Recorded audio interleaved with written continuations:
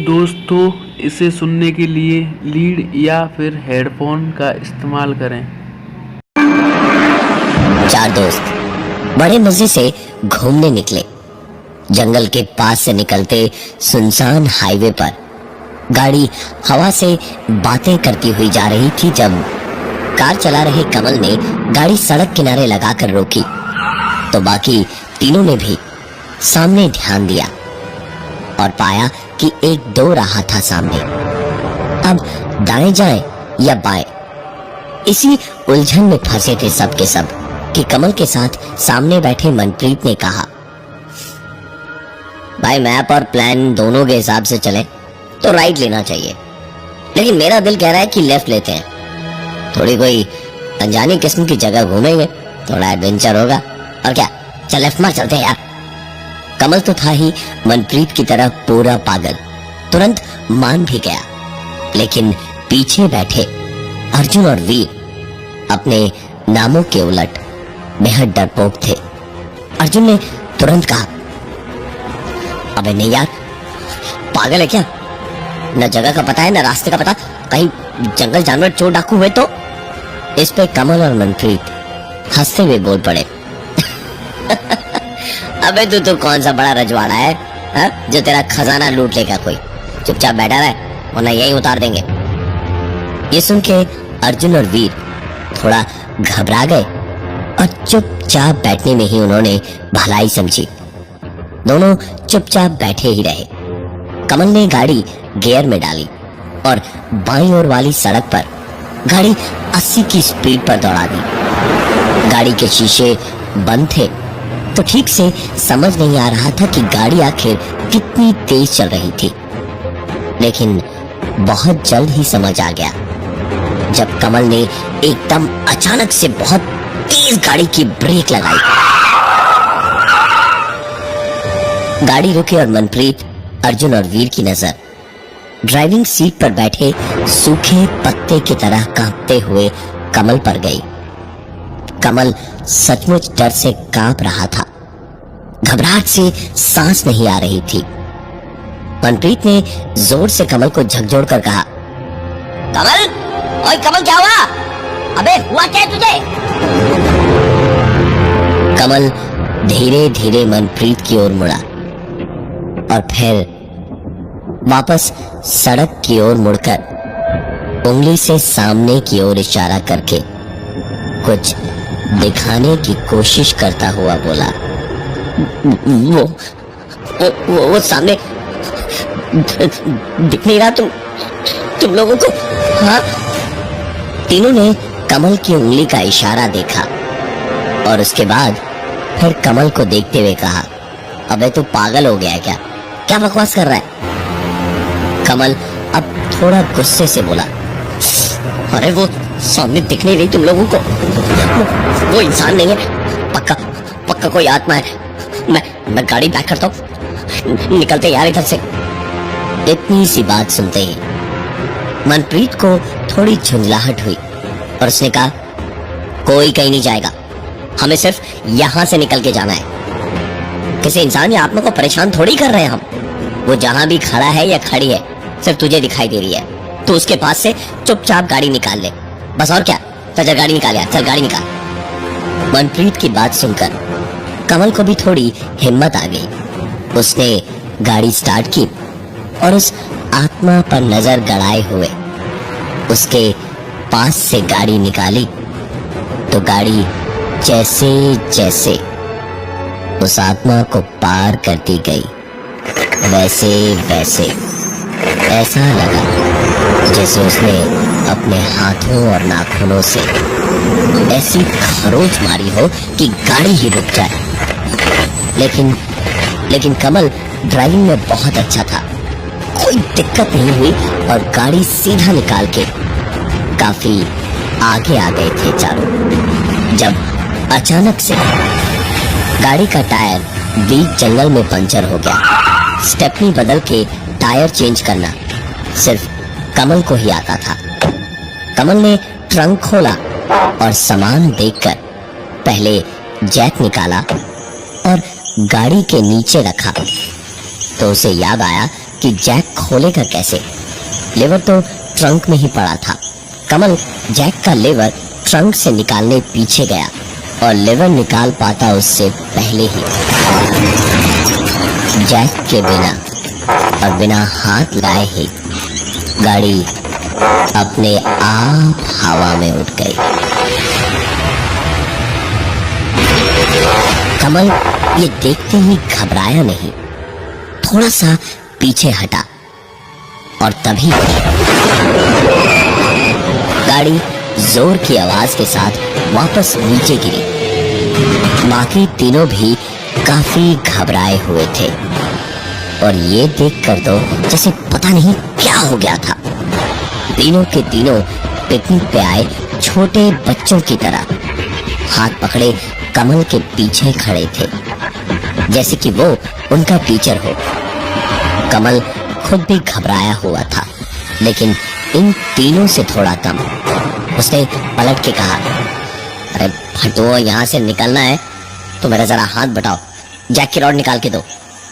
तीनों के तीनों रात के अंधेरे में बाथरूम जाने से डरते हुए छोटे बच्चों की तरह हाथ पकड़े हुए इधर उधर देखते पीछे गए और ट्रंक खोलकर जैक का लेवर ढूंढ ही रहे थे, जब अचानक तीनों ने दूसरी ओर मुंह किया तो जो देखा उसने तीनों की रगों में बहते लहू को बर्फ से सर्द टुकड़ों में बदल डाला, क्योंकि उनकी आंखों के सामने कमल अपने आप खिसकता हुआ जंगल में चला जा रहा था, जैसे कि कोई उसकी टांग पकड़ के उसे घसीट रहा था और वो बस चीखे जा रहा था।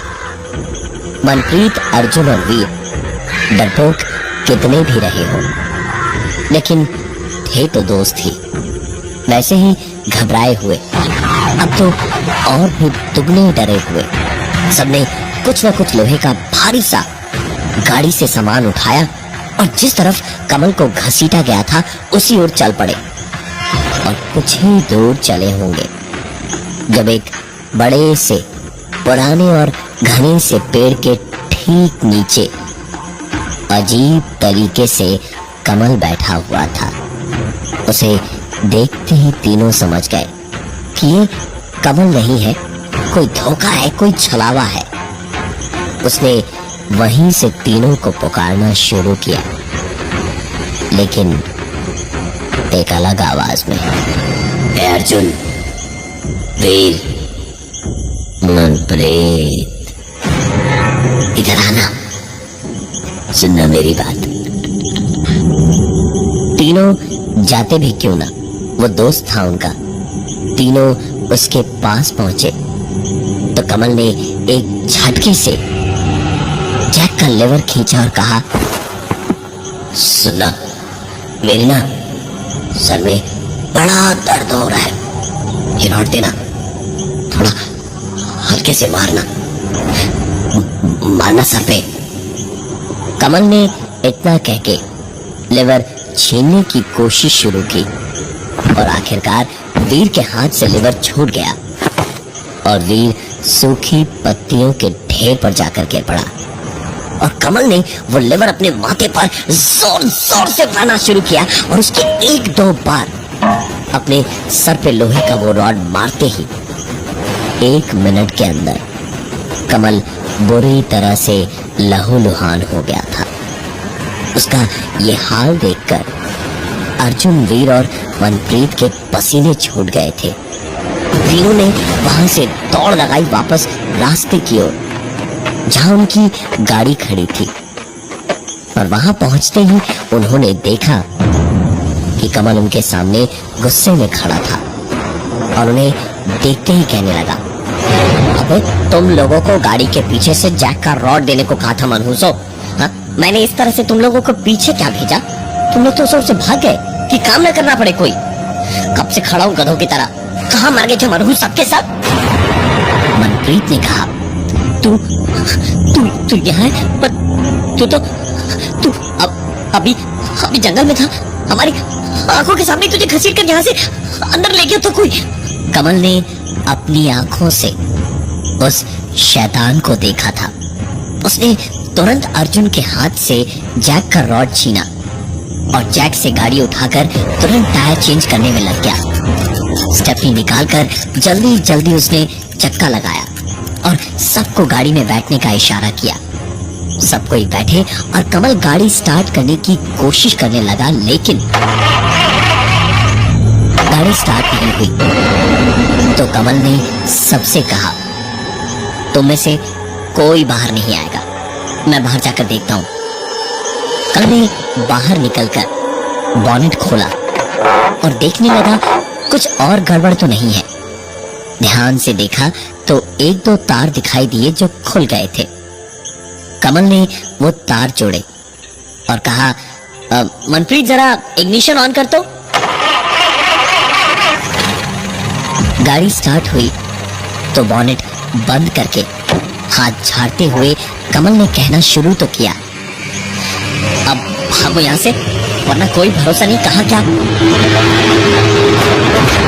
लेकिन अपनी बात पूरी नहीं कर पाया, क्योंकि गाड़ी के अंदर न मनप्रीत, न अर्जुन और न वीर थे, बल्कि गाड़ी में वो ही ड्राइविंग सीट पर बैठा था जिसे कमल ने थोड़ी देर पहले देखा था। वो मुस्कुराया और गाड़ी का एक्सीलरेटर जरा सा मारा। गाड़ी हल्की सी बढ़कर रुकी। कमल 4 कदम एक ही झटके से पीछे हट गया।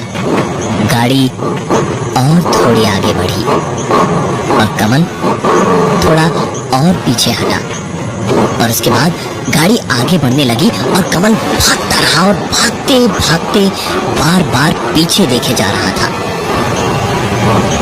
बचने का कोई रास्ता नहीं दिख रहा था, ना ही तीनों दोस्त ही कहीं दिखाई दे रहे थे। कमल भागता जा तो रहा था, लेकिन ज्यादा देर तक भाग नहीं सकता था, क्योंकि एक गाड़ी से इंसान कैसे भाग सकता है, और वो भी तब जब चलाने वाला कोई इंसान ना हो। कमल की सांसें उखड़ रही थी, उसे धीरे धीरे थकान महसूस हो रही थी और ज्यादा भाग पाना अब उसे मुश्किल लग रहा था। यूं ही भागते भागते ऐन मौके पर कमल को 2 पेड़ दिखाई दिए और गाड़ी बस कमल को कुचलने ही वाली थी जब कमल उन दोनों पेड़ों के बीच से होता हुआ निकला और गाड़ी आकर एक जोरदार आवाज के साथ दोनों पेड़ों के बीच में धंस गई। उस एक धक्के से कमल भी थोड़ा दूर जाकर गिरा। कमल थोड़ी देर में सर पकड़े हुए उठा तो चोटें तो लगी हुई थी उसे, और पलट कर देखा तो गाड़ी टूट फूट कर तहस नहस हो चुकी थी। धुआं निकल रहा था गाड़ी के हर एक हिस्से से और कमल लंगड़ाता हुआ गाड़ी के पास डरता हुआ पहुंचा तो उसके दिल से एक ही दुआ निकल रही थी कि ये सब कुछ एक ख्वाब हो, कुछ भी सच ना हो, बस अभी अभी कोई उसे नींद से जगा दे, क्योंकि कमल की आंखों के सामने एक्सीडेंट हो चुकी उसकी गाड़ी के अंदर मनप्रीत, अर्जुन और वीर तीनों की लाशें पड़ी थी और गाड़ी के पास में ही वही शैतान खड़ा मुस्कुरा रहा था जो कुछ देर पहले गाड़ी की ड्राइविंग सीट पर था। कमल ने किसी तरह खुद को संभाला और तुरंत जेब से मोबाइल फोन निकालकर पुलिस को 100 नंबर पर फोन लगाया। फोन उठते ही कमल ने कहा, हेलो सर, मेरा नाम कमल है, मैं चंद्रप्रभा सेंचुरी में हूँ। हमने कच्चे पुल से राइट की जगह सर लेफ्ट लिया था। यहाँ कोई है जो हम सबको मारना चाहता है। मैं रास्ता भटक गया हूँ सर, और मेरे सारे दोस्त मारे जा चुके हैं एक्सीडेंट में। मेरी मदद कीजिए सर, प्लीज मेरी मदद कीजिए सर। इतना सब कुछ झेलने के बाद अपनी बात कहते कहते कमल आखिरकार रो पड़ा। उसे लगा कि अब पुलिस उसे वहां से बचा लेगी, पर पुलिस का जवाब चौंकाने वाला था, क्योंकि दूसरी तरफ से आवाज आई। आपको किसने कहा था गलत मोड़ लेने के लिए? जिसने कहा था उसकी मौत तो पक्की है। आपको भी हम सवेरे से पहले नहीं बचा सकते। वहां तो रात के वक्त हम लोग भी नहीं जाते, सवेरे ही आएंगे। अगर जिंदगी रही आपकी तो ठीक है, वरना हम भी कुछ नहीं कर सकते। इतना सुनकर कमल की तो हालत ही खराब हो गई। उसने इधर उधर देखा, वो शैतान उसे कहीं नहीं दिख रहा था। कमल ने पूरी जान लगा दी और वापस उसी दोराहे की ओर भागना शुरू कर दिया।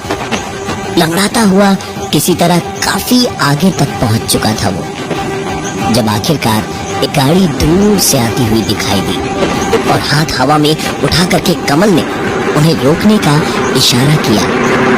कमल को ऐसी जख्मी हालत में देखकर उन्होंने गाड़ी रोक भी दी। गाड़ी रुकी तो कमल बुरी तरह से हाँफता हुआ उनके पास पहुंचा और खिड़की पर खड़े होकर बोला, प्लीज मेरी मदद कीजिए।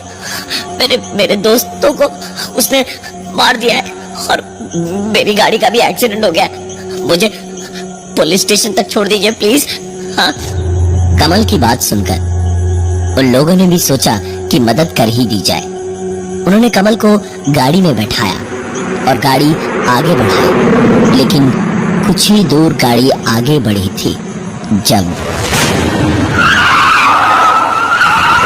ब्रेक लगानी पड़ी। गाड़ी रुकी और कमल ने गाड़ी चलाते हुए उस लड़के का घबराया पीला पड़ चुका चेहरा देखा और फिर उसकी नजरें देखी। कमल को समझने में देर नहीं लगी कि हो क्या रहा था। उसने तुरंत कहा, तुम ड्राइविंग सीट पर हो इसलिए वो तुम्हें दिखाई दे रहा है। मुझे भी दिखाई दिया था। अभी भी वक्त है, मेरी मानो मौका है। गाड़ी मोड़ो और निकलो यहाँ से, वरना तुम सब भी मारे जाओगे मेरे दोस्तों की तरह। वो लड़का तुरंत कमल की बात समझ गया। उसने गाड़ी मोड़ी और हवा से बातें करता 2 मिनट में वापस दोराहे पर पहुंच गया।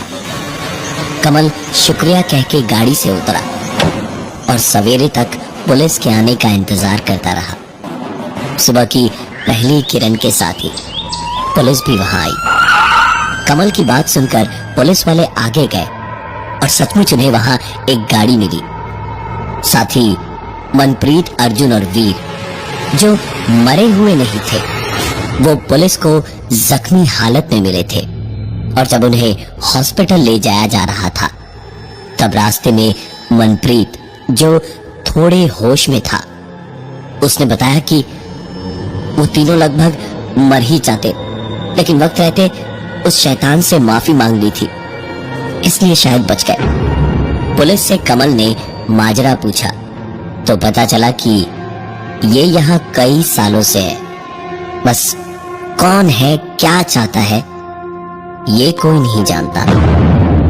अगर किसी ने जबरदस्ती उसकी गली में कदम रखा तो वो उसे छोड़ता भी नहीं है और सिर्फ ड्राइवर को ही दिखाई देता है। और फिर जिन लोगों को इन सब चीजों पर विश्वास नहीं, उन्हें मार कर ही दम लेता है।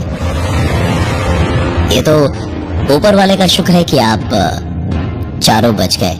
बस एक चीज का ध्यान रखिएगा, अगली बार से रात के वक्त दोराहे से गाड़ी लेते वक्त पूरी जानकारी हासिल कर लीजिएगा उस रास्ते।